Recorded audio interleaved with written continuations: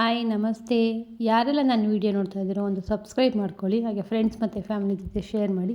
ನಾನಿಲ್ಲಿ ತುಂಬಾ ಈಸಿಯಾಗಿ ಒಂದು ಗೋರಿಕಾಯಿ ಪಲ್ಯ ಹೇಗೆ ಮಾಡೋದು ಅಂತ ತೋರಿಸ್ಕೊಡ್ತಾ ಇದ್ದೀನಿ. ತುಂಬಾ ರುಚಿಯಾಗಿರುತ್ತೆ, ಒಂದು ಸಾರಿ ಟ್ರೈ ಮಾಡಿ ನೋಡಿ. ಇಲ್ಲಿ ಸ್ವಲ್ಪ ನೀರನ್ನ ಇಟ್ಕೊಂಡು ಅದಕ್ಕೆ ನಾನು ಚಿಕ್ಕದಾಗೆ ಕಟ್ ಮಾಡಿರೋವಂಥ ಗೋರಿಕಾಯಿನ ಹಾಕ್ಕೋತಾ ಇದ್ದೀನಿ. ಇದನ್ನು ಬೇಯಿಸ್ಕೋಬೇಕು ನಾವು. ಅದಕ್ಕೆ ಸ್ವಲ್ಪ ಅರಿಶಿನ ಮತ್ತು ಸ್ವಲ್ಪ ಉಪ್ಪು ಹಾಕ್ಕೋತಾ ಇದ್ದೀನಿ. ಹಾಕ್ಕೊಂಡು ಬೇಯಿಸ್ಕೊಳ್ಳಿ. ನೀವು ಬೇಕಾದ್ರೆ ಕುಕ್ಕರ್ಗೆ ಹಾಕಿ ಒಂದು ವಿಸಲ್ ಸಹ ಹೊಡೆಸ್ಕೋಬೋದು. ನೋಡಿ ಈಗ ಬೆಂದಿದೆ, ಇಷ್ಟಾದರೆ ಸಾಕು. ಮತ್ತು ನಾನೀಗ ಒಗ್ಗರಣೆಗೆ ಬಾಣಲೆಗೆ ಒಂದು 2 ಸ್ಪೂನಷ್ಟು ಎಣ್ಣೆ ಹಾಕ್ಕೋತಾ ಇದ್ದೀನಿ. ಹಾಗೆ ಸ್ವಲ್ಪ ಸಾಸಿವೆ, ಹಾಗೆ ಸ್ವಲ್ಪ ಜೀರಿಗೆ ಹಾಕ್ಕೋತಾ ಇದ್ದೀನಿ, ಒಂದು 1/4 ಸ್ಪೂನಷ್ಟು. ಸ್ವಲ್ಪ ಕರಿಬೇವು, ಹಾಗೆ ಇಲ್ಲಿ ಜಜ್ಜಿಟ್ಕೊಂಡಿರೋಂಥ ಬೆಳ್ಳುಳ್ಳಿನೂ ಸಹ ಹಾಕ್ಕೋತಾ ಇದ್ದೀನಿ. ಬೆಳ್ಳುಳ್ಳಿ ತಿನ್ನಲ್ಲ ಅಂದರೆ ಸ್ಕಿಪ್ ಮಾಡ್ಬೋದು. ಹಾಗೆ ಈಗ ಸ್ವಲ್ಪ ಹಿಂಗೆ ಹಾಕ್ಕೋತಾ ಇದ್ದೀನಿ.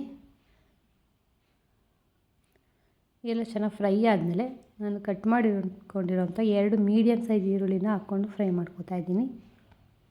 ಚೆನ್ನಾಗಿ ಫ್ರೈ ಆಗಬೇಕು ಈರುಳ್ಳಿ.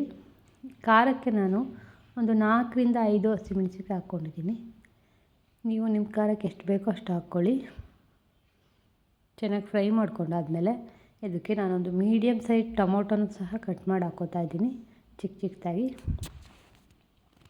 ಟೊಮೊಟೊ ಈರುಳ್ಳಿ ಎಲ್ಲ ಚೆನ್ನಾಗಿ ಫ್ರೈ ಆಗಬೇಕು, ಟೊಮೊಟೊ ಸಾಫ್ಟ್ ಆಗಬೇಕು. ಈಗ ಸ್ವಲ್ಪ ಒಂದು ಚಿಟಿಕೆ ಅರಿಶಿನ ಹಾಕ್ಕೋತಾ ಇದ್ದೀನಿ. ಹಾಗೆ ನಾನು ಗೋರಿಕಾಯಿ ಬೇಯಿಸ್ಕೋಬೇಕಾದ್ರೂ ಉಪ್ಪು ಹಾಕ್ಕೊಂಡಿದ್ದೆ, ನೋಡಿ ಸ್ವಲ್ಪ ಉಪ್ಪು ಹಾಕ್ಕೊಳ್ಳಿ.